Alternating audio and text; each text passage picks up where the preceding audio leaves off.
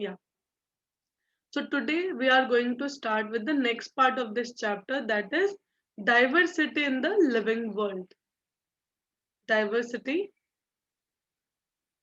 in the living world. What do we mean by diversity? Diversity word का मतलब क्या होता है बच्चों? It means varieties. है ना?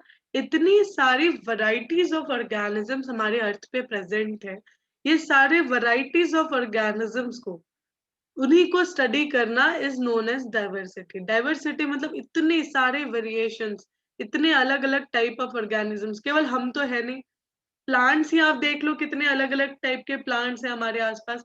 फंगाई को देख लो, लार्जेस्ट किंगडम है, सबसे बड़ा ग्रुप होता है ऑर्गेनिजम्स का, सबसे बड़ा ग्रुप. इतने डिफरेंट वैरायटीज ऑफ ऑर्गेनिजम्स हमारे अर्थ पे प्रेजेंट है. कोई अलग दिखता है, किन्हीं का अलग जो है नेचर है, किन्हीं का अलग मोड ऑफ न्यूट्रिशन है ना, किसी का अलग मोड ऑफ लोकोमोशन है, अलग अलग तरीके से रिप्रोड्यूस करते हैं. तो हर अलग अलग बेसिस पे हमने देखा है कि इतनी सारी वैरायटीज ऑफ ऑर्गेनिजम्स हैं, राइट. तो these different varieties of organisms, इन्हीं के बारे में हम यहाँ पे पढ़ने वाले हैं. अब ये इतनी वैरायटीज हैं, इतनी वैरायटीज हैं, पता है बच्चे आपको, कि आप खुद ही कभी नहीं जान पाओगे कि ये एक ऑर्गेनिज्म आज हमने यहाँ पे, आज हम यहाँ जानते हैं जिनको, और दूसरे कॉर्नर ऑफ वर्ल्ड में इतने अलग अलग टाइप के ऑर्गेनिजम्स हैं जिनको हमने कभी देखा भी नहीं है. जैसे बहुत बार होता है, हमने सुना है कि कैंगरूज जो है वो ऑस्ट्रेलिया में पाए जाते हैं. जब तक आप ऑस्ट्रेलिया जाओगे नहीं, you will not be able to see them, है ना. कभी आप वहां नहीं जाओगे तब तक आपको पता भी नहीं चलेगा कि वो एक्चुअल में कैसे दिखते हैं. ठीक है, we have got Google images and everything, है ना. बट स्टिल बच्चे, एक रियलिटी में स्टडी करना बहुत डिफरेंट है ना. आप गूगल से बस उनकी इमेज देख सकते हो, आप उनके बारे में है ना कुछ चीजें, उनकी फीचर्स आप जान सकते हो, बट स्टिल उनको रियलिटी में स्टडी करना डिफिकल्ट हो जाता है. वैसे इतने ऐसे ऐसे ऑर्गेनिजम्स हैं जिनको तो शायद हमने कभी देखा भी नहीं, सुना भी नहीं उनके बारे में, है ना. उनकी स्टडी कैसे करते हैं? तो ये डेटा कलेक्ट करना, इतने सारे वेरिएशंस ऑफ ऑर्गेनिजम्स को अलग अलग तरीके से इनको डेटा कलेक्ट करना, अलग अलग पार्ट ऑफ वर्ल्ड में इनको डिस्कवर करना, ये बहुत मुश्किल काम है. ये इतना आसान नहीं है, राइट. तो एक ऑर्गेनाइजेशन है बच्चे जो इन सारे डेटा को कलेक्ट करती है, थोड़ा इजी करने की कोशिश कर रहे हैं, जिसका नाम है बच्चे IUCN. इसका नाम है international union for international union for conservation of nature and natural resources, है ना. Conservation of nature and natural resources, nature and natural resources. ये क्या है बच्चे? ये एक ऑर्गेनाइजेशन है जो इस डिफिकल्ट जॉब को किसी तरह हमारे लिए एक इजी वे में हमारी स्टडीज के लिए सारा डेटा अवेलेबल कराती है. साइंटिस्ट जो डे टू डे है ना, वो क्या कर रहे हैं, नई डिस्कवरीज कर रहे हैं, है ना. हर ऑर्गेनिजम्स का हमारे लिए क्या सिग्निफिकेंस है, इन सब चीजों को ढूंढ रहे हैं. उन साइंटिस्ट के लिए ये डेटा अवेलेबल करवाना होगा, नहीं तो वो क्या घूमते रहेंगे, वो एक कॉर्नर ऑफ वर्ल्ड से दूसरे कॉर्नर ऑफ वर्ल्ड बस ऑर्गेनिज्म को ढूंढते रह जाएंगे, है ना. तो आज हमें कैसे पता कि जैसे आप अभी सुन रहे हो, है ना, लोग बहुत काढ़ा पी रहे हैं, है ना, बहुत सारी है ना ऑर्गेनिक टी पी रहे हैं. ये ऑर्गेनिक टी जो है अलग अलग ऑर्गेनिक कंपोनेंट से, लाइक हम लोग मिंट यूज करते हैं, फिर हमने यहाँ पे जो है वो तुलसी यूज करते हैं, है ना, तो गिलोय यूज करते हैं. ये अलग अलग चीजें हमें कैसे पता? हम आज इसीलिए जानते हैं क्योंकि ये डेटा हमें किसी ने अवेलेबल किया है. हमारे लिए ये डेटा हमारे एंसेस्टर्स ने बताया हमें कि हाँ ठीक है, तुलसी जो है वो इतनी यूनिक होती है, ये प्रॉपर्टीज होती हैं. उनको उनके एंसेस्टर्स ने बताया होगा, बट ये सारी इंफॉर्मेशन कहीं ना कहीं तो कलेक्टेड होनी चाहिए ना. तो ये सारी इंफॉर्मेशन, हर ऑर्गेनिज्म की इंफॉर्मेशन IUCN कलेक्ट करता है, international union for conservation of nature and natural resources. ठीक है. अब IUCN के अकॉर्डिंग अगर देखें तो कितनी वैरायटीज हैं, कितनी डाइवर्सिटी है हमारे अर्थ पे. अभी एग्जैक्टली देखा जाए तो अराउंड 1.7 टू 1.8 मिलियन स्पीशीज है हमारे पास. 1.7 टू 1.8 मिलियन स्पीशीज है. इतनी वैरायटीज है. सोचो 1.7 to 1.8 पॉपुलेशन नहीं है ये, this is the number types of species, है ना, ये टोटल नंबर नहीं है, ये टाइप्स ऑफ स्पीशीज है, और हम मुश्किल से है ना 100-200 भी नहीं जानते, ठीक है। 1.7 to 1.8 मिलियन स्पीशीज, सोचो कितनी बड़ी वैरायटी है, कितना बड़ा डाइवर्सिटी है।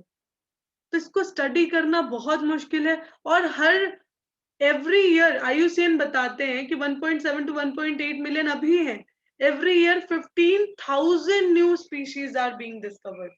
एवरी ईयर आपको 15,000 नई स्पीशीज हर बार आप डिस्कवर कर रहे हो, तो ये डेटा तो एवर चेंजिंग है, हमेशा बदलता रहेगा, है ना।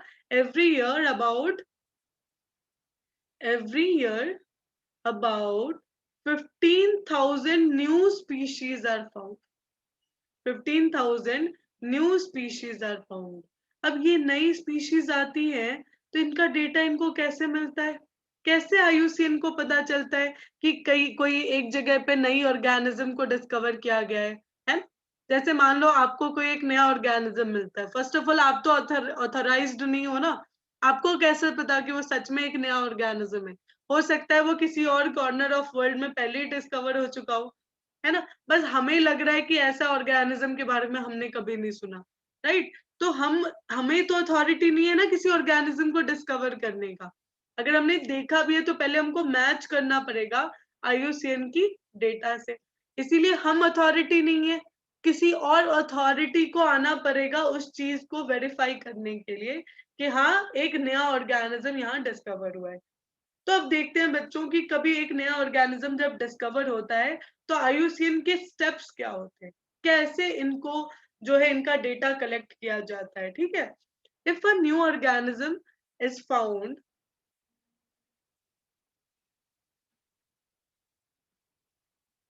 If a new organism is found, कभी भी कहीं पे भी if a new organism is found, तो उसका डेटा कलेक्ट कैसे किया जाता है ना। सबसे पहले ऑर्गेनिज्म को देखेंगे हम, है ना, उनकी कैरेक्टरिस्टिक फीचर्स को देखेंगे। देखो सबसे पहले हम क्या करेंगे, कैरेक्टराइजेशन। फर्स्ट स्टेप क्या होता है, जब भी कोई ऑर्गेनिज्म मिलता है हमें, नया ऑर्गेनिज्म मिलता है, तो हम सबसे पहले उसकी कैरेक्टराइजेशन मतलब उसकी स्टडी करते हैं, उसकी कैरेक्टरिस्टिक्स की, उसके मॉर्फोलॉजिकल फीचर्स की, है ना। जब आप किसी से भी पहली बार मिलते हो तो आप उसका क्या देखते हो बच्चों, उसके बॉडी फीचर्स देखते हो, राइट, है ना। आप अपने फ्रेंड को पहली बार मिलने जाते हो तो आप उसके बॉडी फीचर्स देखते हो, अभी इतने दिनों से सभी दूर दूर है ना, सब स्कूल्स नहीं जा रहे, फ्रेंड्स मिल नहीं रहे, तो जब आप मिलते हो तो आप मिलोगे तो सबसे पहले क्या देखोगे, अरे तुम्हारी हेयर कट चेंज हो गई, अरे तुमने मतलब तुमने है ना तुम मोटे हो गए, तुम थोड़े दुबले हो गए, है ना, ये सारे चेंजेस है। तो कभी भी आपको एक नया ऑर्गेनिज्म मिलता है तो आप उसकी मॉर्फोलॉजिकल स्टडी करते हो। क्या करते हो बच्चों, morphological study. What do we mean by that, morphological study का मतलब होता है कि हम ये देखते हैं कि क्या क्या स्ट्रक्चर्स उसके अंदर प्रेजेंट है। अगर वो प्लांट के जैसा है तो उसकी लीफ कैसी है ना, अगर वो प्लांट है तो उसकी लीफ कैसी है, उसकी स्टेम का स्ट्रक्चर कैसा है ना, उसकी रूट का स्ट्रक्चर कैसा है, ये सारी उनकी मॉर्फोलॉजिकल स्टडी है। उनमें फ्लावर्स कैसे आते हैं, है ना, ये उनकी मॉर्फोलॉजिकल स्टडी है। अगर वो एक एनिमल है तो एनिमल में आप क्या जज करोगे बच्चे, उसका शेप कैसा है ना, उसकी सिमेट्री है या नहीं उसमें, है ना, वो सिमेट्रिकल है या नहीं, ये कहाँ पे मिलता है, एक्वेटिक है या टेरेस्ट्रियल है, ये सारे फीचर्स आप जज करोगे उसके। उसके बॉडी पे क्या क्या स्ट्रक्चर्स प्रेजेंट है, स्किन है या नहीं, स्केल्स है या नहीं, है ना। तो कैरेक्टराइजेशन का मतलब होता है टू स्टडी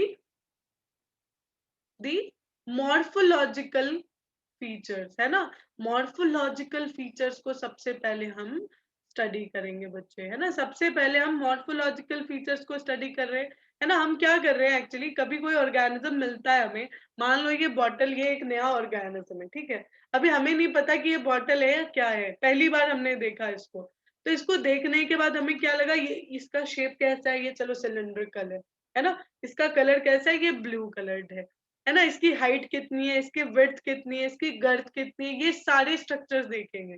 मॉर्फोलॉजिकल फीचर्स बाहर से जो दिखता है वो कैरेक्टराइजेशन है ना। बाहर से देखा और उसका कैरेक्टरिस्टिक्स को स्टडी किया, ठीक है, दिस इज कैरेक्टराइजेशन। अब एक बार कैरेक्टराइजेशन कर दिया, उसके बाद क्या करोगे, उसके बाद उसकी आइडेंटिफिकेशन, उसकी आइडेंटिफिकेशन। बच्चों आपने सुना जैसे है ना, घरों में किसी के बेबी वगैरह आता है, मतलब न्यू बॉर्न बेबी आते हैं, तो हम लोग क्या करते हैं, है ना, सभी पहुंच जाते हैं देखने के लिए, अरे इसकी नाक ऐसी है, उसकी आंखें ऐसी है ना, इसका चेहरा देखो ऐसा है ना, ये सारे फीचर्स हम जज करते हैं। आपको कैसे पता चलता है कि वो मेल चाइल्ड है या फीमेल चाइल्ड है? आप उसकी रिप्रोडक्टिव ऑर्गन्स चेक करते हो। आप उसके रिप्रोडक्टिव ऑर्गन्स चेक करोगे तो कैरेक्टराइजेशन है। फिर आइडेंटिफाई करते हो ना, हाँ चलो ये लड़का है, ये लड़की है ना, ये इसके जैसी दिखती है, ये मम्मी के जैसे दिखती है, ये पापा के जैसे दिखती है। ये क्या है? आइडेंटिफिकेशन, है ना, दिस इज आइडेंटिफिकेशन। आपने प्लांट को देखा, उसकी रूट देखी, उसकी स्टेम देखी, उसकी लीफ देखी, और आपको समझ आ गया कि ये एक प्लांट है ना। अगर आपने एक ऑर्गेनिज्म को देखा, एनिमल को देखा, आपको पता नहीं था कि वो एनिमल कौन सा है ना, तो आपने उसको स्टडी करने के बाद आपने इसको बोला कि ये वर्म के जैसा है, ये एक वर्म लाइक एनिमल है ना। तो वर्म्स का जो ग्रुप होगा हम उसके बारे में आगे बातें करेंगे, है ना। तो अभी क्या हुआ, आपने आइडेंटिफाई किया ना कि ये एक वर्म है, ये एक इंसेक्ट है ना, ये एक फंगाई है, ये एक एल्गी है, ठीक है, ये आइडेंटिफिकेशन। कैरेक्टराइजेशन पहले स्टडी किया, आपने फीचर्स देखे, फीचर्स देखने के बाद आपने आइडेंटिफाई किया कि हाँ ये वो उसके जैसा दिखता है, ये प्लांट के जैसा दिखता है, ये फ्लावरिंग प्लांट के जैसा दिखता है ना, ये फंगाई के जैसा दिखता है। मतलब आइडेंटिफाई करना by comparing them with other pre-existing organisms, है ना। To identify organisms, to identify organisms on the basis of, on the basis of, to identify organisms on the basis of characteristics, है ना। जो कैरेक्टर्स आपने study करके collect किया है data, उसके बेसिस पे हम उनकी आइडेंटिफिकेशन करते हैं। To identify organisms on the basis of characters, है ना। थर्ड स्टेप, आइडेंटिफाई करने के बाद क्या होगा, आइडेंटिफाई करने के बाद उसका हम नाम रखते हैं कुछ, है ना, नॉमेनक्लेचर। नॉमेनक्लेचर क्यों इंपॉर्टेंट है बच्चों? Nomenclature is one of the most important, है ना, पार्ट्स ऑफ जो भी हम करने जा रहे हैं, ऑर्गेनिज्म का डेटा कलेक्ट कर रहे हैं, तो उसका सबसे इम्पॉर्टेंट स्टेप्स में से आता है नॉमेनक्लेचर। क्यों? अगर नाम ही नहीं रखोगे तो किससे बताओगे, है ना, कैसे बताओगे दूसरों को कि ये इन्फॉर्मेशन तुमने कलेक्ट की है? IUCN ने अगर कोई नाम नहीं रखा, है ना, ABCD XYZ नाम रख देते, तो हमको कैसे वो इन्फॉर्मेशन पहुंचाते? वो हम तक ये इन्फॉर्मेशन कैसे पहुंचाते कि ये ऐसा एक ऑर्गेनिज्म आया है, एक ऑर्गेनिज्म इस टाइप का है, जो ये उसके फीचर्स हैं, हमने उसको ऐसे आइडेंटिफाई किया है, ये फीचर्स उसके अंदर कैरेक्टरिस्टिक्स प्रेजेंट है ना। जैसे अभी वायरस, कोविड वायरस डिस्कवर हुआ, तो ये डिस्कवर हुआ मतलब इसकी कैरेक्टरिस्टिक फीचर हमने स्टडी की होगी, क्या क्या फीचर्स हैं इसके। फिर हमने आइडेंटिफाई किया कि भाई ये एक राइनो वायरस है, ये एक राइबो वायरस है, ये एक डीऑक्सी वायरस है, कौन सा टाइप का वायरस है ये आइडेंटिफाई किया। फिर उसका नाम रखेंगे कुछ, रख दिया ना हमने कोविड-19 वायरस। क्यों? क्योंकि 2019 में ऑरिजिनेट हुआ है, म्यूटेट हुआ है वो, तो कोविड-19 रख दिया नाम। नॉमेनक्लेचर इंपॉर्टेंट है, नॉमेनक्लेचर बहुत इंपॉर्टेंट स्टेप है ना। इसके बारे में और डिटेल में हम बातें करेंगे अभी आगे, है ना। नॉमेनक्लेचर का मतलब क्या होता है बच्चे? नेमिंग, नेमिंग ऑफ ऑर्गेनिज्म, ठीक है। Will discuss about this later on, अभी आगे हमें इसके बारे में डिस्कस करना है। पहले सारे स्टेप्स देख लेते हैं। कैरेक्टराइजेशन हुआ, स्टडी किया पहले, आइडेंटिफाई कर लिया कि ये एक प्लांट है, ये एक एनिमल है, फिर इसकी नेमिंग कर दी, नॉमेनक्लेचर, एंड देन नाम रखने के बाद क्या करना है बच्चे? क्लासिफिकेशन, है ना। The last step is classification. Organism को एक क्लासिफिकेशन, यानी उसको एक कैटेगरी दे दो, इसको एक ग्रुप में डाल दो, है ना, एक ग्रुपिंग कर दो इसकी। किस बेसिस पे? सिमिलर कैरेक्टरिस्टिक फीचर्स के बेसिस पे, है ना। आपने प्लांट में ठीक है आइडेंटिफाई कर लिया कि ये प्लांट है, बट कौन सा प्लांट है ये? इज इट एन एल्गी और अ ब्रायोफाइट और अ टेरिडोफाइट? जिम्नोस्पर्म है, एंजियोस्पर्म है, क्या है? ये आप कैरेक्टरिस्टिक फीचर्स को स्टडी करने के बाद, नेम रखने के बाद, आप उनको एक ग्रुप में, एक है ना, पर्टिकुलर ग्रुप के अंदर उनको क्या कर देते हो बच्चे? क्लासिफाई, है ना। क्लासिफिकेशन का मतलब क्या है? Grouping of organisms, grouping of organisms on the basis of, on the basis of similarities, है ना। कुछ सिमिलैरिटीज होंगे, है ना। सिमिलैरिटीज के बेसिस पे आपने क्या किया? आपने एक ग्रुप में उनको क्लासिफाई कर दिया। तो these are the 4 steps, major steps, जो कि किसी भी ऑर्गेनिज्म को के डिस्कवरी के बाद उसकी डेटा को कैसे कलेक्ट किया जाता है ना। कैरेक्टरिस्टिक स्टडी की जाती है, आइडेंटिफिकेशन होती है, नॉमेनक्लेचर होती है, नेमिंग की जाती है, फिर क्लासिफिकेशन होती है। ओके, अब थोड़ा नॉमेनक्लेचर के बारे में पढ़ेंगे बच्चों। ये पीडीएफ वैसे भी आपको मिल जाता होगा, है ना। पीडीएफ मैं सेंड कर देती हूँ, सर आपको सेंड कर देंगे, आप वहां से नोट डाउन कर सकते हो, राइट। तो आगे स्टडी करते हैं।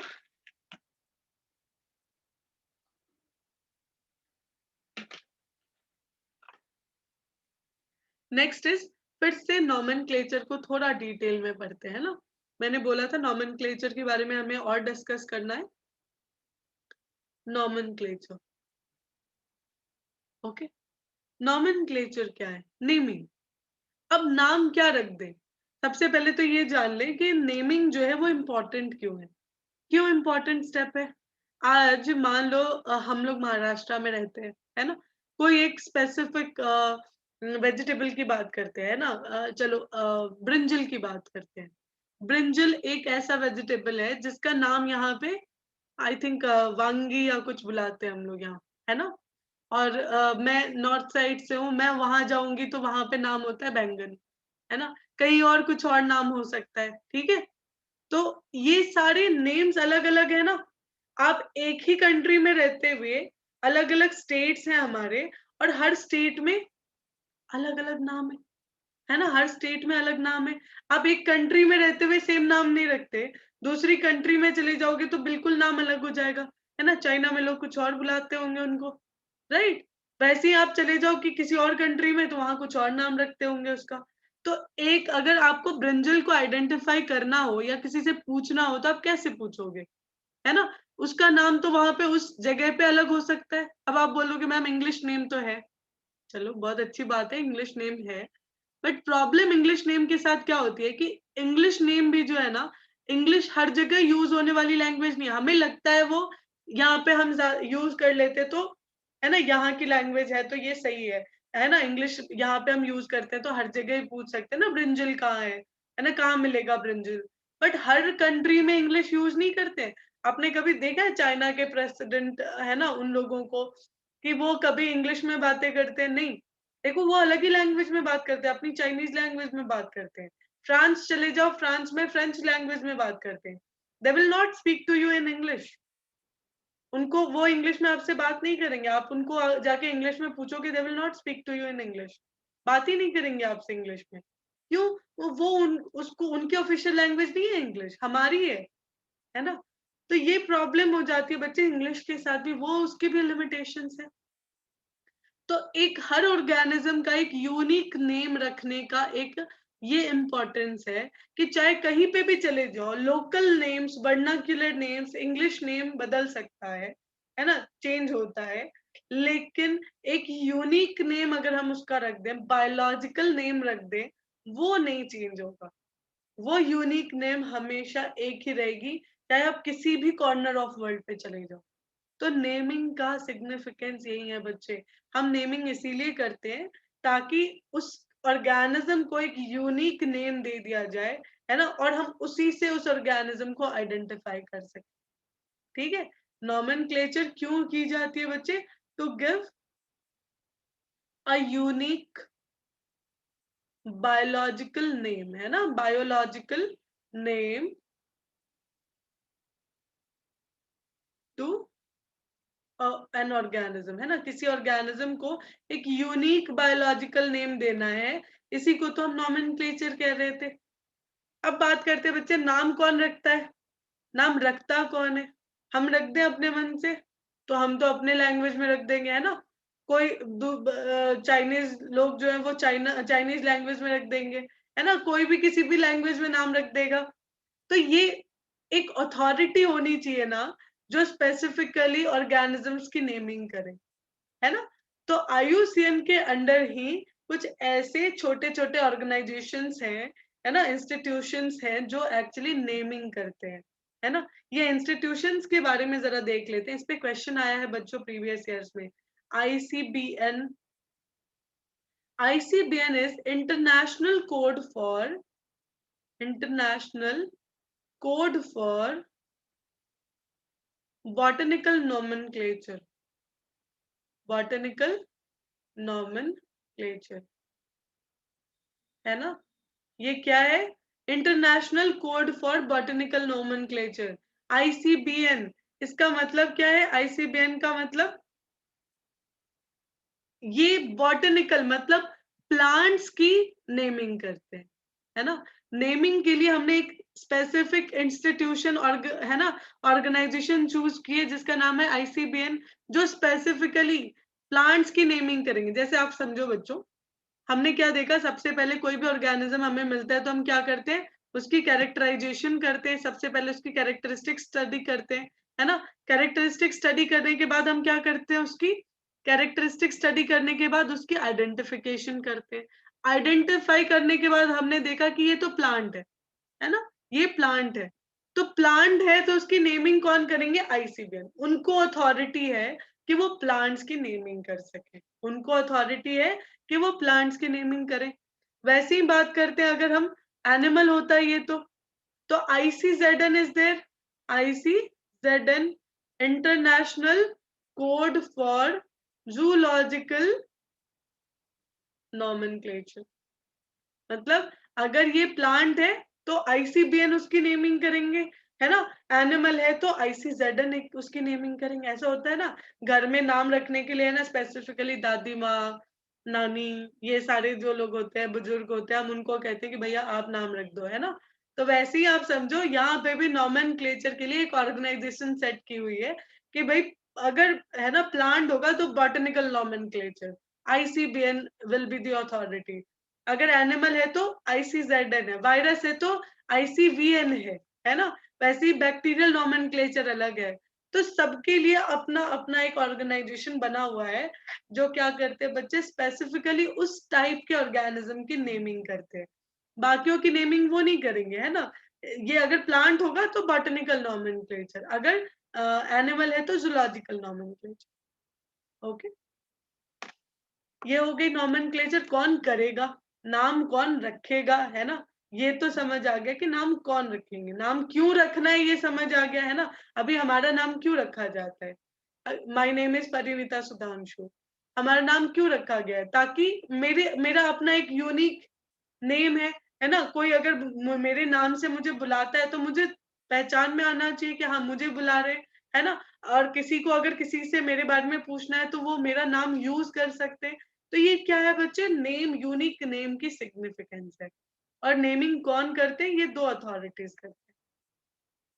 अब आ जाते कि नेमिंग हम लैंग्वेज क्या यूज करें, है ना। नेमिंग में लैंग्वेज क्या यूज करें? कौन सी लैंग्वेज में नाम रखें? हिंदी में नाम रख ले, है ना, इंग्लिश में नाम रख ले? नहीं, लैंग्वेज भी यूनिक होनी चाहिए बच्चे। अब लैंग्वेज कैसे यूनिक होती है? लैंग्वेज के यूनिक होने का रीजन ये होता है बच्चों, देखो अब आप एक सिंपल एग्जांपल है, आप सोचो जो हमारे एंसेस्टर्स जैसे हिंदी बोलते थे, हमारे दादा दादी, है ना, हमारे ग्रैंड पेरेंट्स जैसे हिंदी बोलते थे, हम वैसी हिंदी नहीं बोलते। हिंदी एक लैंग्वेज है जो इतने, है ना, सालों से चली आ रही है हमारी कंट्री में। लेकिन हमारे ग्रैंड पेरेंट्स जैसी हिंदी बोलते थे, हम वैसी हिंदी नहीं बोलते। हम देखो हिंदी इंग्लिश मिक्स कर लेते हैं। अभी देखो मैंने एक ही सेंटेंस में इतनी सारी इंग्लिश वर्ड्स और हिंदी को मिक्स किया। This is not Hindi, this is English, right.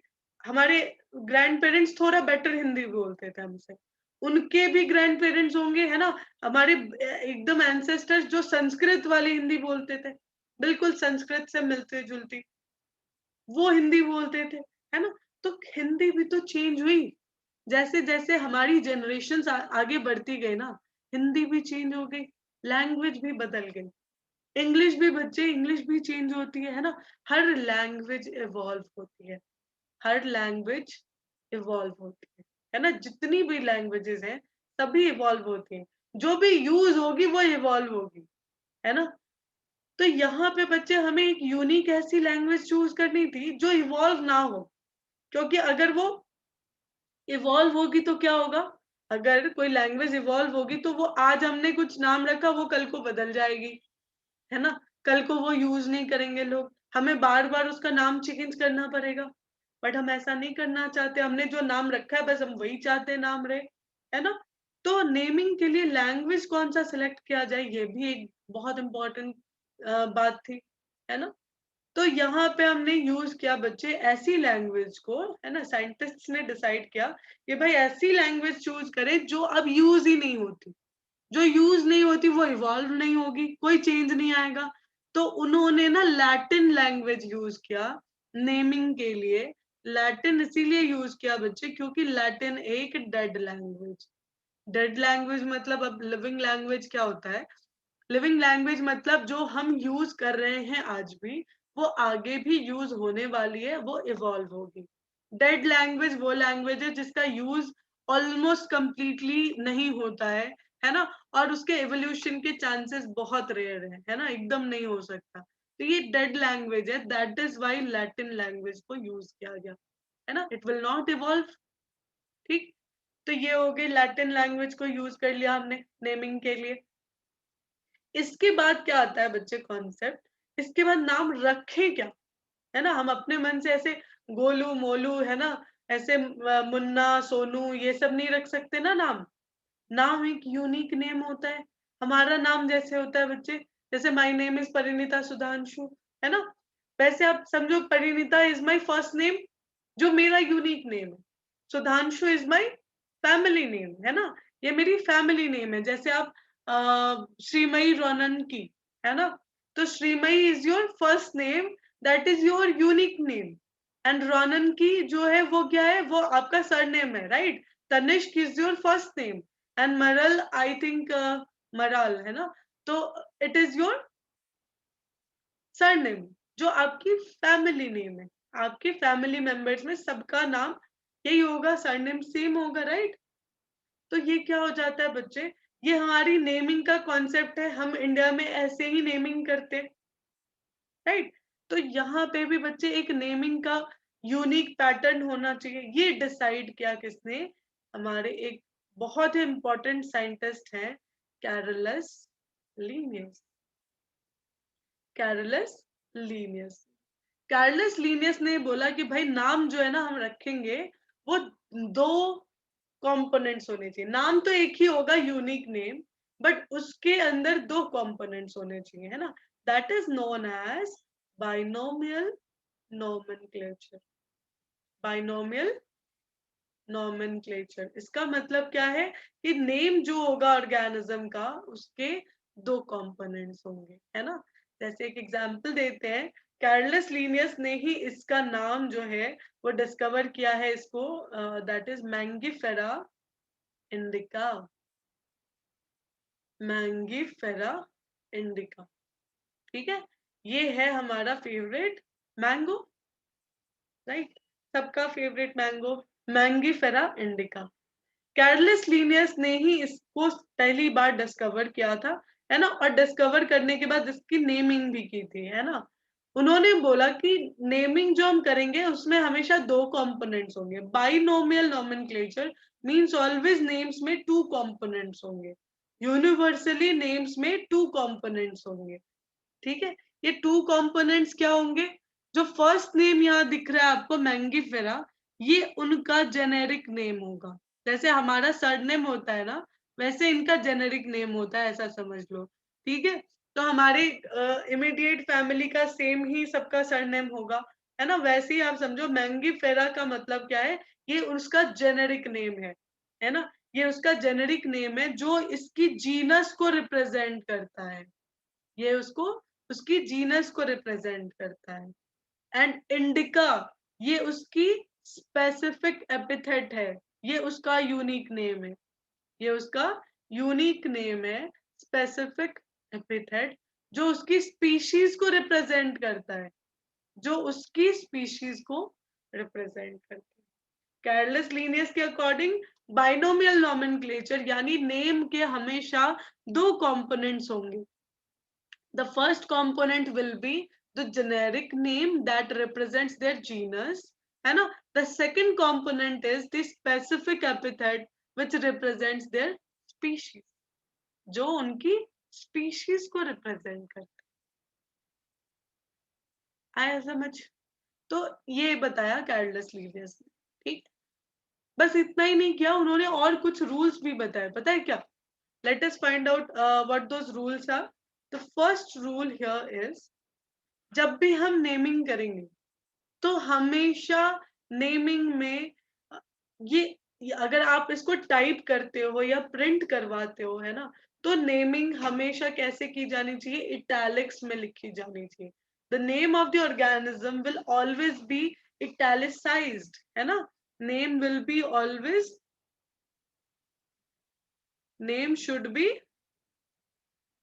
Italicise. Italicise मतलब इटैलिक्स में होना चाहिए। क्यों इटैलिक्स में बच्चे? ये कन्वेंशन है लैटिन लैंग्वेज का। मतलब अगर अब जैसे लिखना ही है हमें नाम, है ना, अब हमें मान लो हिंदी बोलना है ना, तो हिंदी हम ऐसे लिखेंगे ना। अभी हमने इसको हिंदी को ऐसे हिंदी लिख दिया, तो this is not Hindi, this is English. English में हमने हिंदी लिख दी है, राइट। तो हम नॉर्मल इंग्लिश की तरह इसको नहीं लिख सकते, because we are going to use Latin language, तो हमें उनके लिखने का तरीका भी यूज करना होगा, राइट। तो यहाँ पे जब हम नेम लिख रहे हैं मैंगीफेरा इंडिका, तो हम नेम में को भी क्या कर रहे हैं, इटैलिसाइज कर रहे हैं, इटैलिक्स में लिख रहे हैं, क्योंकि ऐसा ही होता है लैटिन लैंग्वेज, ऐसा ही होता है लैटिन लैंग्वेज में, ठीक है। तो इटैलिसाइज होना चाहिए। अगर आप हैंड रिटन मतलब हाथ से लिख रहे हो, जैसे अभी मैंने लिखा, तो मैं इसको इटैलिक्स कैसे लिखूं? मेरे तो पूरे सेंटेंस ही इटैलिक्स लगती होंगी, क्योंकि हम लोग हमेशा क्या करते हैं, हम कर्सिव राइटिंग में लिखते हैं, तो हमेशा है ना सभी सेंटेंसेस एक जैसे लगेंगे हमारे, तो नाम अलग कैसे दिखेगा?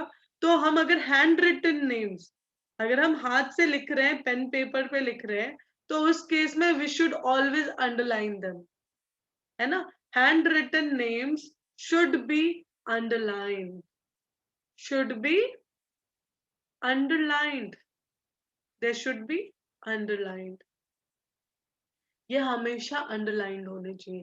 या तो अगर आप टाइप कर रहे हो तो इसको क्या करोगे, इटैलिसाइज कर दोगे, या फिर अगर आप इसको हैंड रिटन नेम्स यहाँ पे लिख रहे हो तो हमेशा अंडरलाइन करो, ठीक है। थर्ड रूल जो इन्होंने बताए, है ना, थर्ड रूल इज कि यहाँ पे जब हम नाम लिखेंगे ना, तो जेनेरिक नेम का फर्स्ट लेटर जो होगा, फर्स्ट लेटर हमेशा कैसा होगा, जेनेरिक नेम का जो फर्स्ट लेटर होगा वो हमेशा कैपिटल में लिखेंगे, है ना। तो फर्स्ट लेटर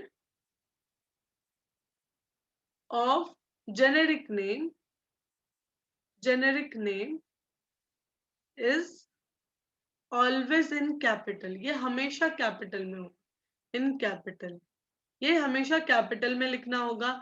एंड जो स्पेसिफिक एपिथेट है वो हमेशा स्मॉल लेटर में होगा, and specific epithet will be, specific epithet is in small letters, है ना, it is always in small letters, ठीक है। ये तो छोटे छोटे रूल्स थे जो उन्होंने बताए थे मैंगीफेरा इंडिका। मतलब नाम लिखना है तो इटैलिक्स होना चाहिए, है ना। अगर हैंड रिटन लिखना है तो आप उसको अंडरलाइन कर दो, है ना। एम को हमेशा कैपिटल में लिखो, और इंडिका का आई हमेशा स्मॉल लेटर में होगा, कभी वो कैपिटल नहीं कर सकते, एक और इम्पॉर्टेंट रूल जिसपे बच्चे लास्ट टू लास्ट ईयर 2019 में क्वेश्चन आया हुआ था नीट एग्जाम में. What was that question? Sometimes Carolus Linnaeus ने ही एक और रूल बनाया कि समटाइम्स हम ना साइंटिस्ट का नाम भी वहां पे ऐड कर सकते हैं, है ना. वो भी हमेशा नहीं करेंगे. जब हम किसी रिनाउंड साइंटिस्ट ने अगर डिस्कवर किया, जैसे इसको कैरलेस लीनियस ने डिस्कवर किया, he is a renowned scientist, right. Aristotle ने अगर किसी को डिस्कवर किया है, तो जिसको, जैसे मान लो यहाँ पे लीनियस ने डिस्कवर किया है, तो हम लीनियस का नाम यहाँ पे पूरा नहीं लिखेंगे, लीनियस को एब्रिविएटेड फॉर्म में लिखेंगे. And we do not have to underline it. इसको अंडरलाइन करने की जरूरत नहीं है. हम थर्ड एक और वर्ड यहाँ यूज कर सकते हैं, और वो वर्ड क्या होगा बच्चे? साइंटिस्ट का नाम होगा. अगर वो कोई रिनाउंड साइंटिस्ट है तो उसको ऑनर देने के लिए हम ऐसा कर सकते हैं. हमेशा नहीं करेंगे, देखना सबके नाम में ऐसा नहीं होता, है ना. किसी किसी के नाम में आपने यहाँ पे ऐड कर रहे हैं हम, है ना. जैसे कैरलेस लीनियस का नाम यहाँ पे हम क्या कर रहे हैं?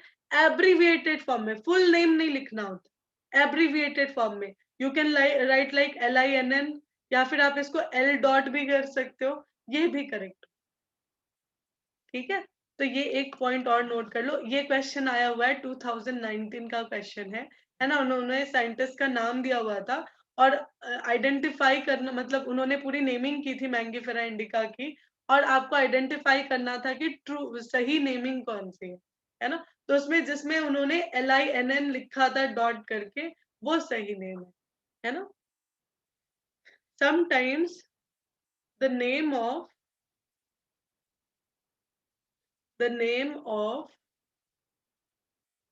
discoverer, है ना, discoverer is also written in abbreviated form. in abbreviated, full name नहीं लिखना है, abbreviation short में लिखना है ना, abbreviated form. Okay, so these were the rules of binomial nomenclature, जिसमें ये बताया गया कि कैसे कैसे हम किसी ऑर्गेनिज्म की नेम को लिखते हैं, है ना.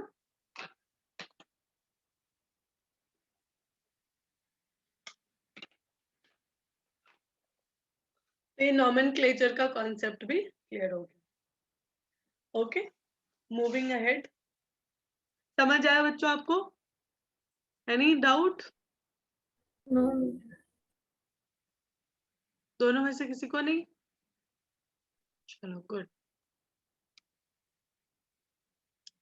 Moving to the next part, है ना.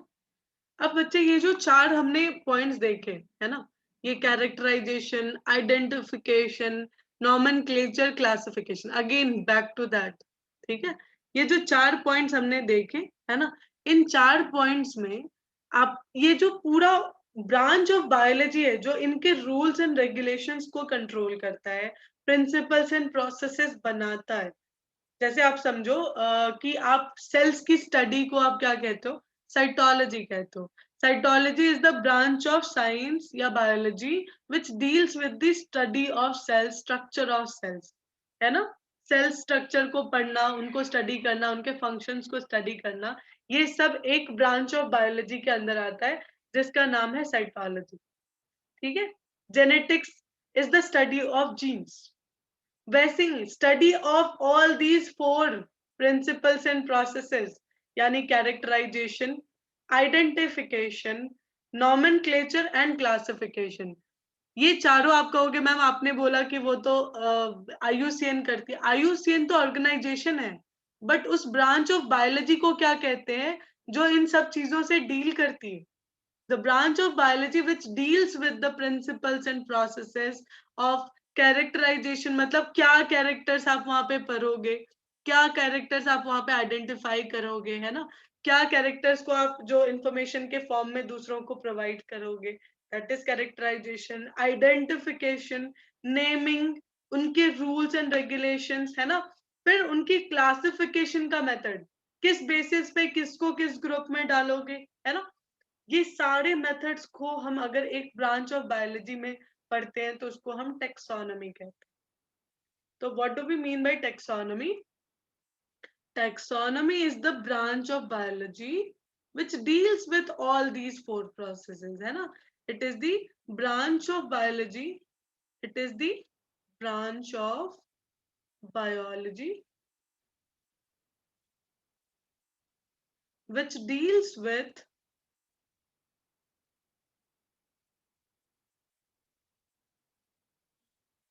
principles and processes, principles and processes, processes of characterization. बात वही आ गई फिर से, है ना? कैरेक्टराइजेशन, इसकी क्या प्रिंसिपल एंड प्रोसेस, क्या कैरेक्टराइजेशन आप करोगे, क्या क्या स्ट्रक्चर्स को आपको बेसिकली दिमाग में रखना है when you are studying an organism, है ना? अगर मान लो मैं आपको बोलूं कि आपको एक स्नेक को स्टडी करना है, तो स्नेक के क्या फीचर्स आप ढूंढोगे? स्नेक के अंदर, स्नेक के अंदर आप विंग्स ढूंढोगे? ऑब्वियसली नॉट, है ना? हमें पता है कि स्नेक जैसा अगर कोई ऑर्गेनिज्म दिखता है तो उसकी स्टडीज हम कैसे करेंगे कि भाई उसके स्केल्स कैसे हैं, उसके अंदर पॉइजन है या नहीं, है ना? उसके बाकी बॉडी फीचर्स को आप देखोगे, है ना? तो ये क्या हो जाता है, कुछ प्रिंसिपल्स एंड प्रोसेसेस बनाए गए, कुछ रूल्स बनाए गए हैं कैरेक्टराइजेशन के, है ना? कुछ रूल्स बनाए गए हैं आइडेंटिफिकेशन के, मतलब आइडेंटिफिकेशन हम किस बेसिस पे करेंगे, है ना? अगर आपको विंग्स दिखते हैं तो हम उनको इंसेक्ट या बर्ड्स की कैटेगरी में रख सकते हैं, है ना? विंग्स को आपको देखना पड़ेगा, वो four limbs are modified into wings, तो वो बर्ड है ना? अगर सिंपल विंग्स हैं तो वो इंसेक्ट हो सकते हैं ना? तो ये सारे आइडेंटिफिकेशन के रूल्स एंड रेगुलेशंस हैं, है ना? थर्ड इज नॉमेनक्लेचर के रूल्स, जो अभी हमने पढ़े ऊपर, है ना? नॉमेनक्लेचर के रूल्स एंड रेगुलेशंस, ये भी यहाँ पे देखेंगे. एंड अल्टीमेटली क्लासिफिकेशन, किस बेसिस पे आप क्लासिफाई करोगे, है ना? किस बेसिस पे मैमल्स को एक ग्रुप में डालोगे, रेप्टाइल्स को अलग ग्रुप में डालोगे, बर्ड्स को अलग ग्रुप में डालोगे? मैमल्स के पास एक स्पेसिफिक कैरेक्टरिस्टिक फीचर है, उनके पास मेमोरी ग्लैंड्स है ना? उसके बेसिस पे हमने उनको मैमल्स में रखा. कुछ ऑर्गेनिजम्स को हमने बर्ड्स में क्लासिफाई किया जिनके पास विंग्स होते हैं उड़ने के लिए, है ना? कुछ ऑर्गेनिजम्स को हमने रेप्टाइल्स में क्लासिफाई किया जिनकी बॉडी पे स्केल्स होते हैं, है ना? तो ये सब क्या है बच्चे, रूल्स एंड रेगुलेशंस हैं इन सारे स्टेप्स के, है ना? Characterization, characterization, identification, nomenclature and classification. तो ये क्या है बच्चे, ये है taxonomy. This is the branch of biology which deals with all the principles and processes of ये फोर स्टेप्स. ठीक है? अब टैक्सोनॉमी भी जो है ना, वो भी बच्चे बहुत इवॉल्व हुई है.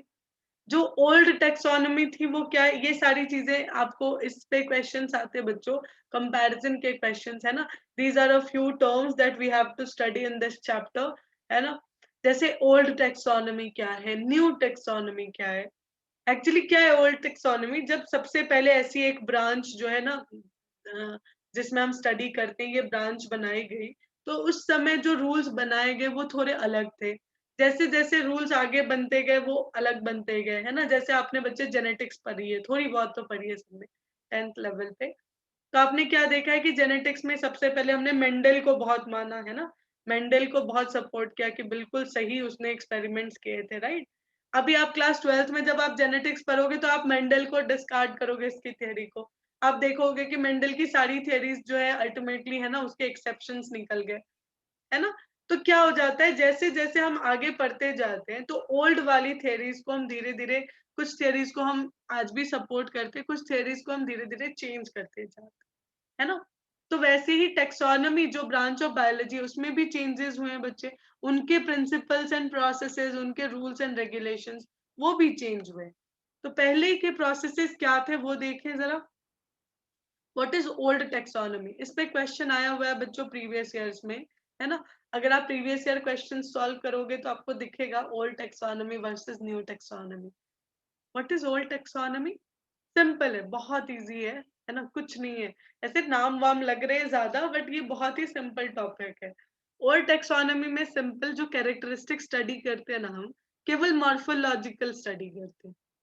आप ऑब्वियस है, जो पुरानी टेक्सोनॉमी थी उसमें हम ऑर्गेनिज्म को देखने के बाद उसको चीर फाड़ नहीं करते, उसको कटवट नहीं करते, उसके एनाटॉमी नहीं देखते, इंटरनल स्ट्रक्चर्स नहीं देखते। ऑर्गेनिज्म हमें मिला, है ना, ये बाहर से कैसा दिखता है, इसकी कैरेक्टरिस्टिक फीचर्स हमने देखी, बस उसका इंफॉर्मेशन आगे पहुंचा दिया।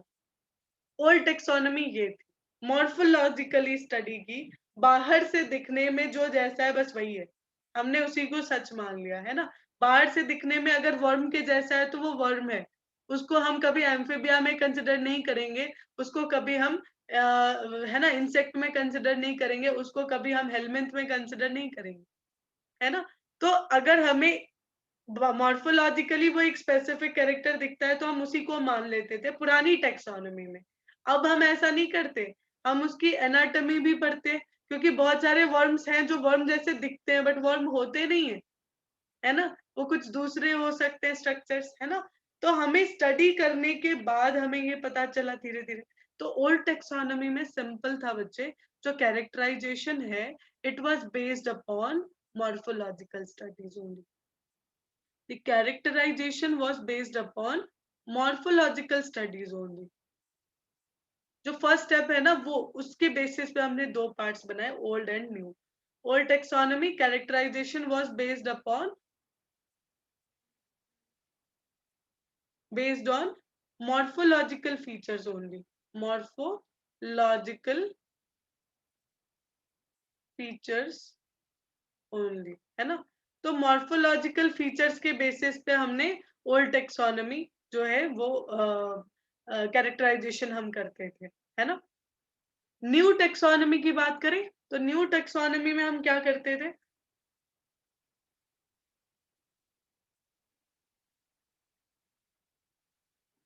मतलब क्या करते हैं, सॉरी, न्यू टेक्सोनॉमी क्या है, यहाँ पे ना हम मॉर्फोलॉजिकल फीचर्स केवल नहीं देखेंगे, हम उसकी एनाटॉमिकल फीचर्स भी देखेंगे, इंटरनल स्ट्रक्चर भी देखेंगे। बाहर से दिखने में कोई स्ट्रक्चर एक जैसा लग सकता है ना, बहुत सारे ऑर्गेनिज्म सिमिलर दिख सकते हैं, जैसे बैट, सिंपल, बैट में भी हमें विंग लाइक स्ट्रक्चर दिखती है, तो बैट को हम है ना बर्ड्स में रख देते मॉर्फोलॉजिकल फीचर के बेसिस पे।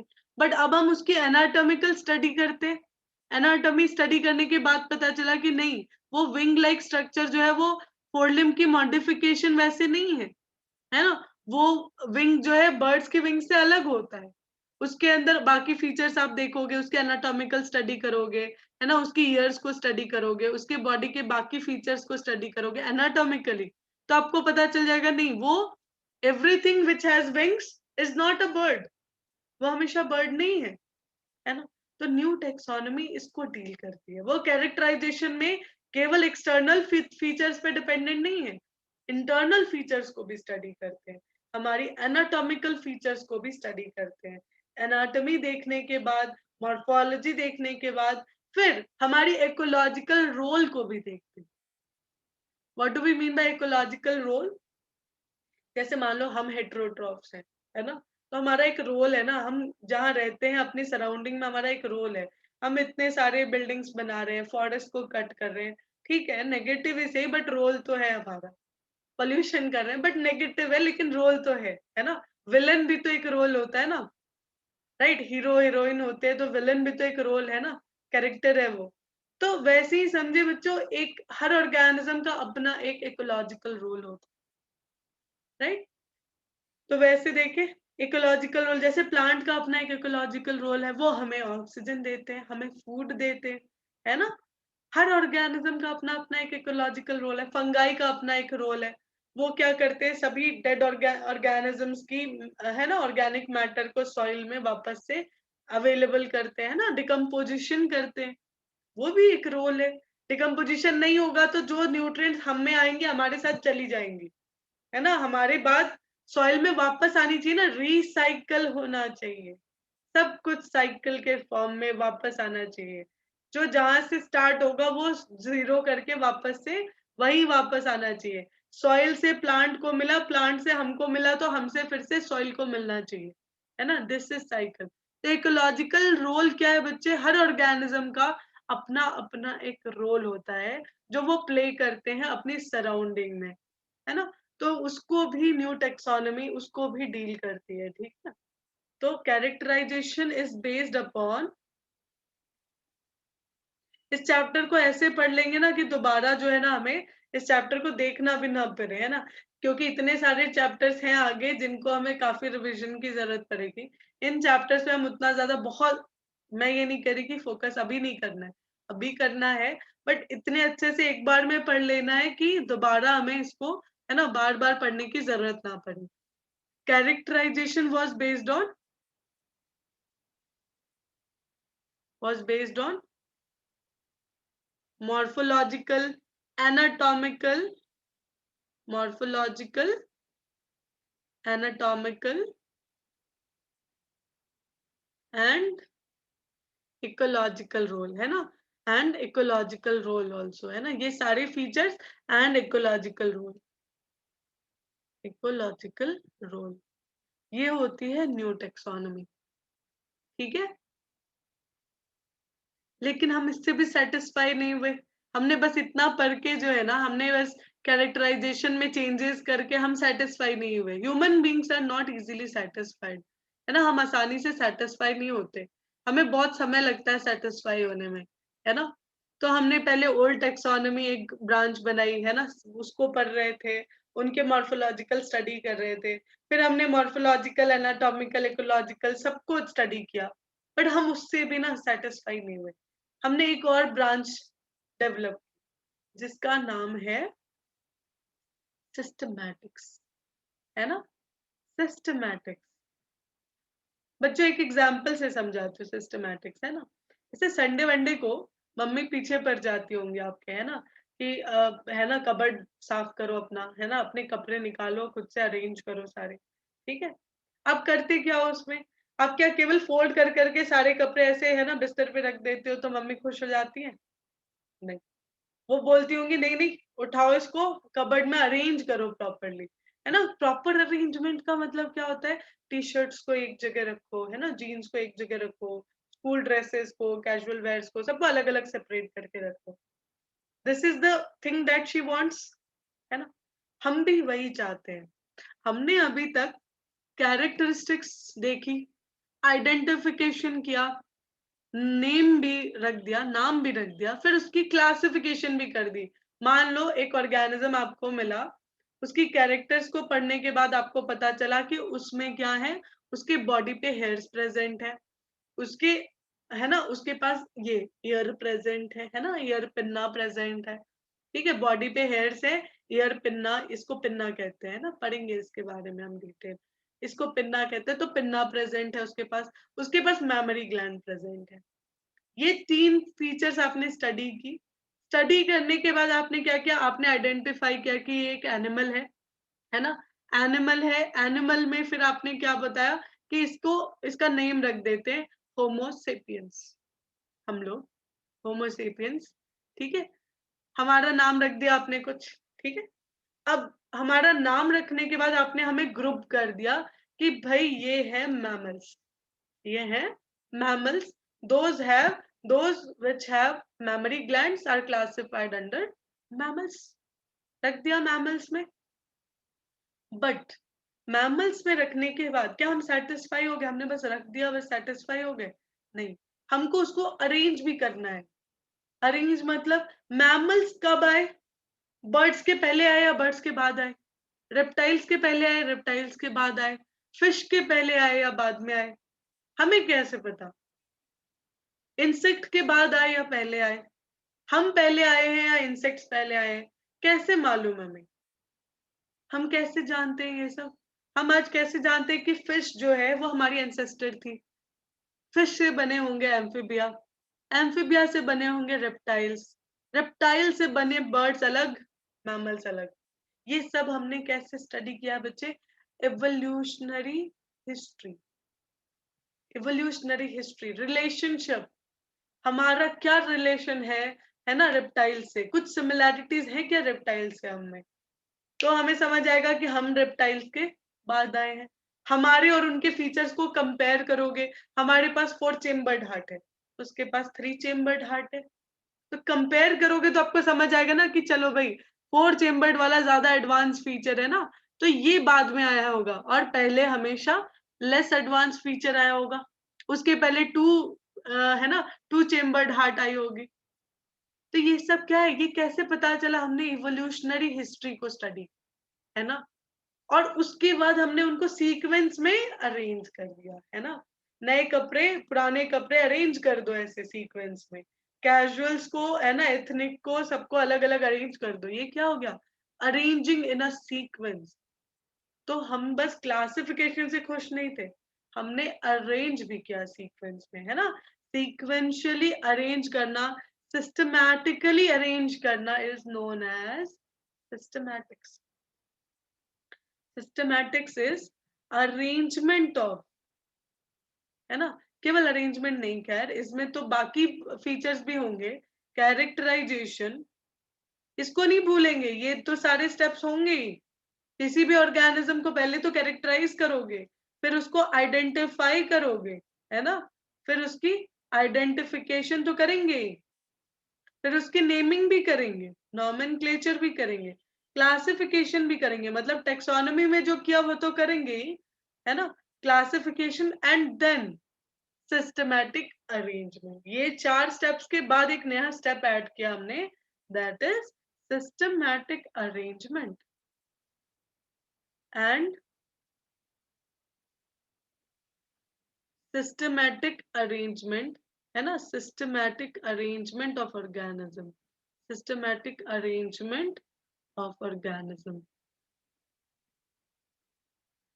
ठीक है, मतलब हमने क्लासिफिकेशन के बाद रुके नहीं हम लोग, हमने उनको सिस्टमैटिकली अरेंज भी कर दिया, और जब हम ऐसा कर लेते हैं इसी को हम सिस्टमैटिक्स कहते हैं। मतलब ये समझ लो कि टेक्सोनॉमी के अलावा एक नया स्टेप ऐड किया है, systematic arrangement of organisms on the basis of evolutionary relationship, evolutionary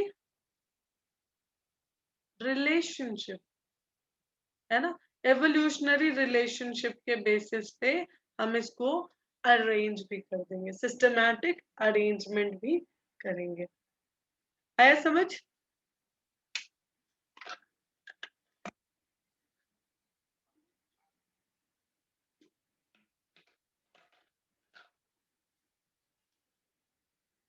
okay, तो इन शॉर्ट आप ये भी लिख सकते हो कि systematics is nothing but taxonomy plus arrangement of organisms, है ना, arrangement on the basis of organisms, on the basis of किस बेसिस पे, एवोल्यूशनरी रिलेशनशिप, एवोल्यूशनरी रिलेशनशिप, ठीक है, एवोल्यूशनरी रिलेशनशिप के बेसिस पे हम ये करेंगे, taxonomy plus arrangement of organisms on the basis of evolutionary relationship, this is known as systematics. ठीक है, अब सिस्टमैटिक्स, अब इसी के बारे में थोड़ा बात करेंगे, सिस्टमैटिक्स के बारे में, कैसे अरेंज करते हैं ना। अब अरेंजमेंट जरा देख लें कैसे अरेंज किया है हमने, है ना। अब देखो, जैसे आपसे मैं पूछूं कि आपका एड्रेस बताओ, कहाँ रहते हो, है ना, कहाँ रहते हो, तो आप मुझे बताओगे कि मैम मैं तो इधर औंध में रहता हूँ, है ना, मैं पिंपरी में रहता हूँ, है ना, मैं इधर रहती हूँ, आप ऐसा बताओगे, मैं बताऊंगी मैं इधर विश्रांतवाड़ी में रहती हूँ, राइट। तो ये क्या हो गया हमारा, मतलब ये हमारे एड्रेसेस हो गए। तो ये पुणे के पर्सन को तो आप बता सकते हो कि भाई मैं विश्रांतबाड़ी में रहती हूँ, मैं ना दानोरी में रहती हूँ, मैं विमान नगर में रहता हूँ, राइट। तो यहाँ के लोग पहचान जाएंगे, हाँ हाँ ठीक है मुझे पता है किधर है ना। लेकिन अगर आप, है ना, अमेरिका चले जाओ, अमेरिका में किसी को आप जाके बताओ मैं उधर धानोरी में रहता हूँ, तो वो समझेंगे ही नहीं किधर धानोरी है ना, क्या बात कर रहे हो, कहाँ रहते हो, कुछ समझ में नहीं आ रहा एड्रेस, है ना, राइट। तो ये क्या हो जाता है हमारा, अगर फुल एड्रेस आपको देने बोला जाए तो आप क्या कहोगे कि मैं जो है एक एशियन कॉन्टिनेंट है, एशियन कॉन्टिनेंट में हमारी कंट्री है इंडिया, इंडिया में एक वेस्टर्न रीजन है, वेस्टर्न रीजन में एक स्टेट है महाराष्ट्र, महाराष्ट्र स्टेट में एक डिस्ट्रिक्ट है पुणे, पुणे डिस्ट्रिक्ट में पुणे सिटी में एक स्पेसिफिक ऐसा लोकेशन है पिंपरी, है ना, या स्पेसिफिक ऐसा लोकेशन है औंध जहाँ पे मैं रहता हूँ। ये हुआ आपका कंप्लीट एड्रेस, राइट। तो ये एड्रेस जो आपने बताया, तो उसमें एक एक कैटेगरी है ना, कॉन्टिनेंट एक कैटेगरी है, कंट्री एक कैटेगरी है ना, स्टेट एक कैटेगरी है, राइट, एक डिस्ट्रिक्ट एक कैटेगरी है। तो ये सब एक एक कैटेगरी जो आपने बताई ना, किस कोई अलग डिस्ट्रिक्ट से हो सकता है, कोई सतारा डिस्ट्रिक्ट से हो सकता है, कोई अलग स्टेट से हो सकता है पर्सन, है ना। तो ये क्या हो जाता है बच्चे, अलग अलग कैटेगरी जो रैंक हमने दी ना, वैसे ऑर्गेनिज्म की भी जब हम क्लासिफिकेशन करते हैं और उसको सिस्टमेटिकली अरेंज करते हैं ना, तो हम उसको एक रैंक दे देते हैं, एक कैटेगरी दे देते हैं, है ना। At the time of classification of organisms, while classifying organisms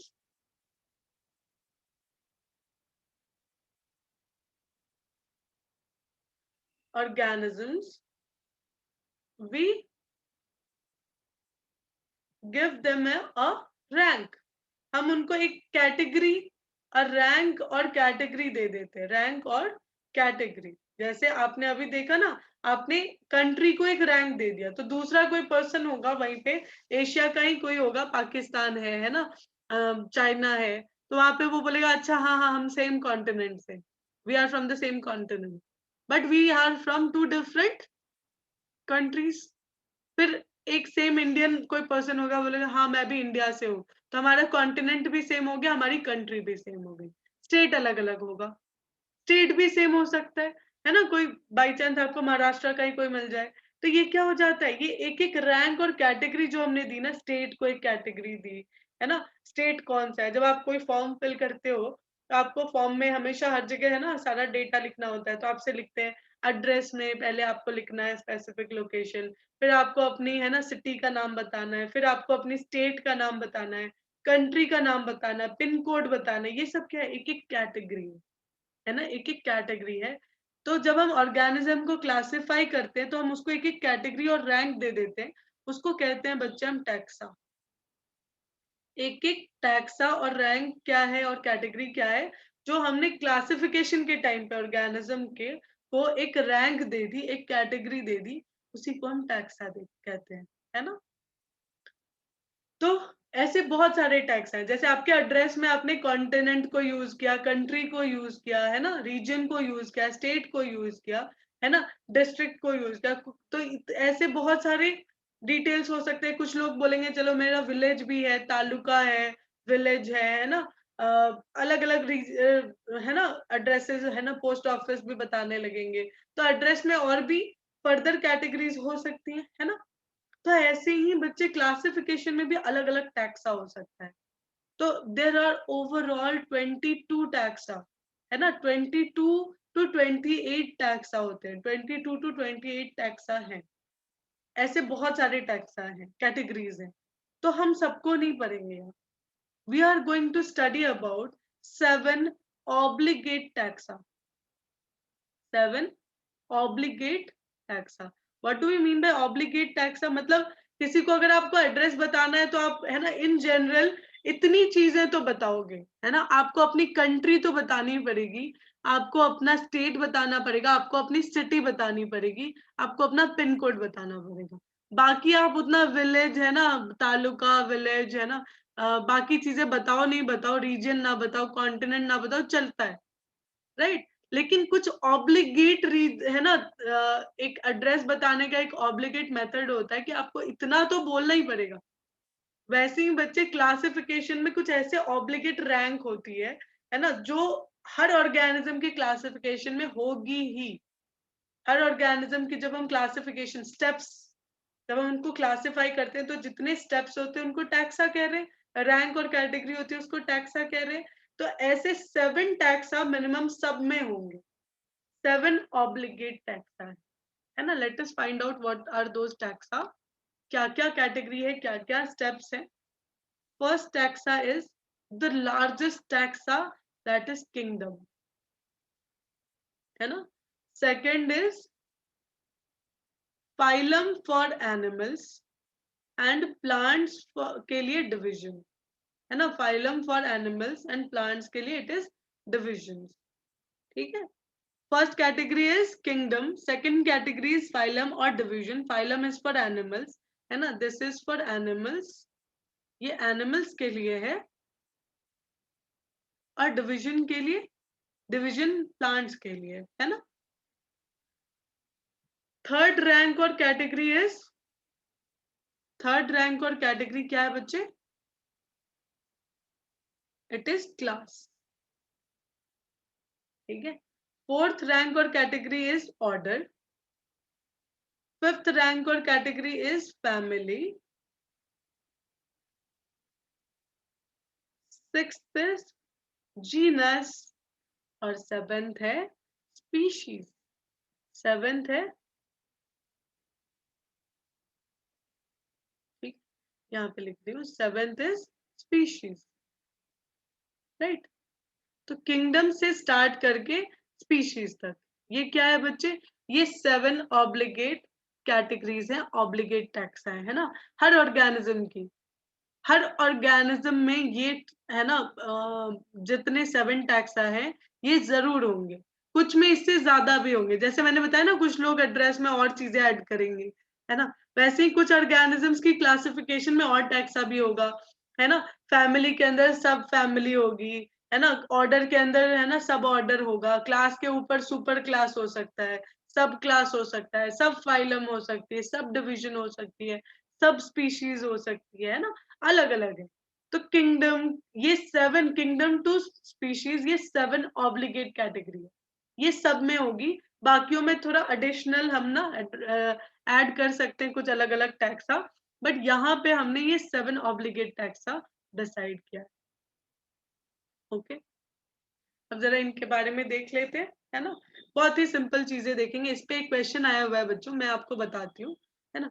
the question was, while going from kingdom to species, while going from kingdom to species, kingdom से, जैसे आपको एक एग्जांपल देती हूँ, है ना, हम लोग किंगडम एनिमैलिया है हमारा, है ना, हम किंगडम एनिमैलिया के मेंबर हैं, फाइलम कोडेटा के मेंबर हैं, क्लास मैमेलिया के मेंबर हैं, ऑर्डर फैमिली, जीनस स्पीशीज, है ना, सब अलग अलग है। स्पीशीज सेपियंस है, जीनस होमो है, फैमिली जो है वो हमारी जो है वो कार्निवोरा में आएगी, है ना, ऑर्डर जो है प्राइमेटा आएगा, ठीक है।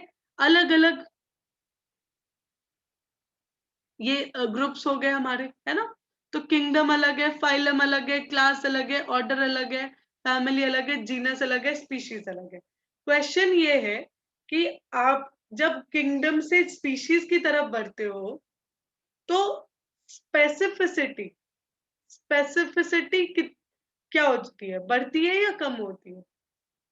स्पेसिफिसिटी इंक्रीज होती है या डिक्रीज होती है? जैसे आपसे मैं पूछ रही हूँ कि आपने एड्रेस बताया था अभी यूएस में जाकर, क्या बताया था कि मेरा कॉन्टिनेंट ये है, मेरी कंट्री ये है।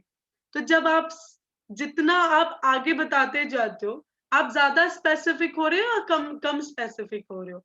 जब आप कॉन्टिनेंट बता रहे हो तो आप कम स्पेसिफिक हो ना। बहुत सारे है ना, एक कॉन्टिनेंट, एक ही कॉन्टिनेंट में रहने वाले बहुत सारे लोग हो सकते हैं, है ना। एक ही कंट्री में रहने वाले बहुत सारे लोग हो सकते हैं, है ना।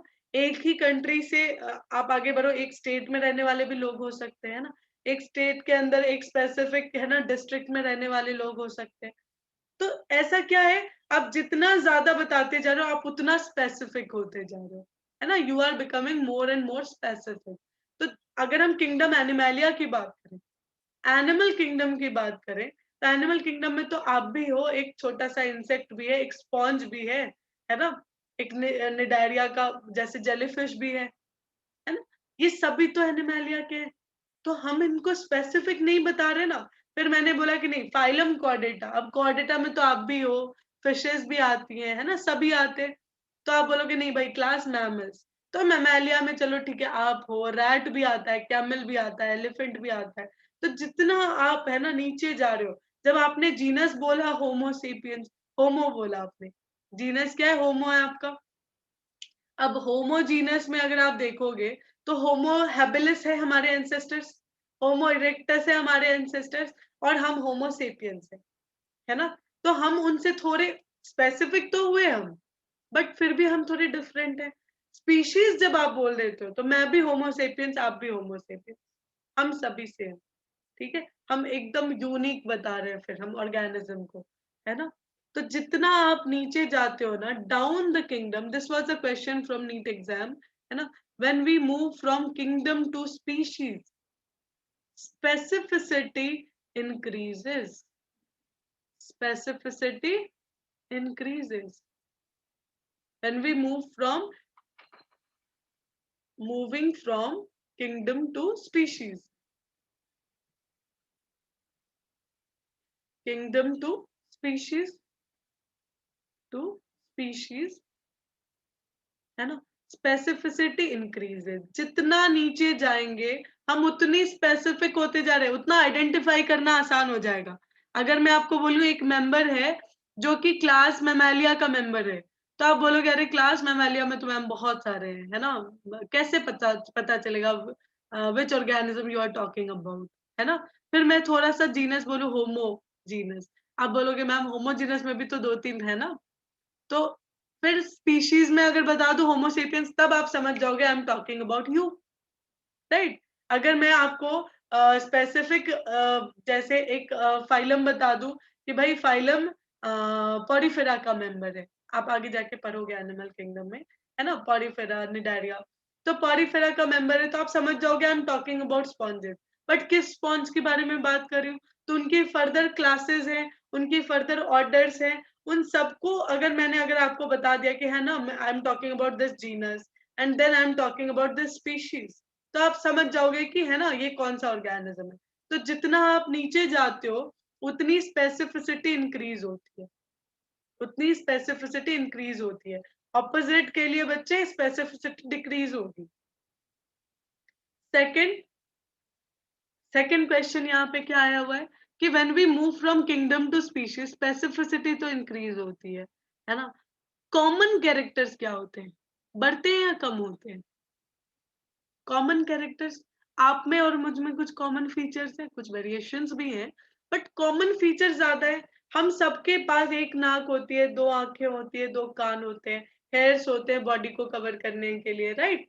ये सारे मिनिमम फीचर्स तो हम सब में। अब आंखों का कलर अलग हो सकता है, स्किन का कलर अलग हो सकता है, बट है तो सबके पास सेम ही फीचर्स, है ना। अगर आप अपने आप को कंपेयर करो दूसरे एक एनिमल के साथ, तो आपके फीचर सेम नहीं होंगे। तो आप किंगडम एनिमैलिया में इतने सारे मेंबर्स हैं, उन सबके अंदर क्या बेसिक फीचर कॉमन फीचर है पता है? सब मल्टी सेल्यूलर है ना, सब यूकैरियोट्स और सब होलोजोइक है, 3 ही कॉमन फीचर्स है। और हम में कितना कॉमन फीचर है एक स्पीशीज के मेंबर में? बहुत सारे, है ना।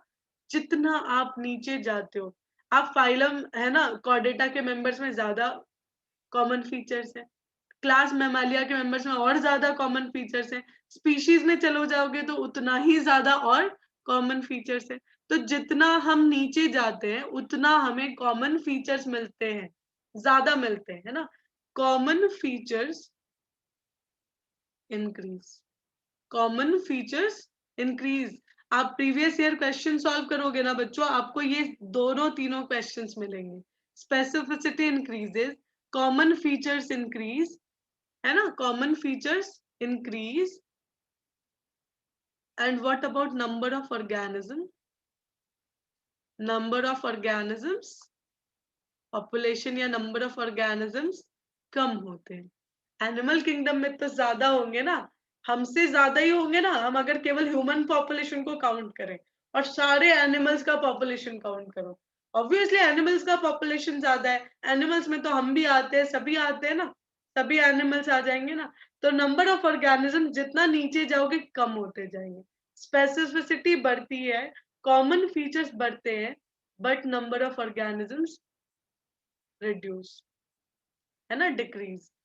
ठीक है, जितना नीचे जाओगे स्पीशीज तक नंबर ऑफ ऑर्गेनिजम्स कम होते रहेंगे, जितना ऊपर जाओगे नंबर ऑफ ऑर्गेनिजम्स बढ़ते जाएंगे, जितना ऊपर जाओगे स्पेसिफिसिटी कम हो जाएगी, जितना ऊपर जाओगे कॉमन फीचर्स कम हो जाएंगे। ठीक है, तो ये 7 ऑब्लिगेट कैटेगरी समझ आया बच्चों? Yes ma'am. एंड तनिष्क, आपको समझा?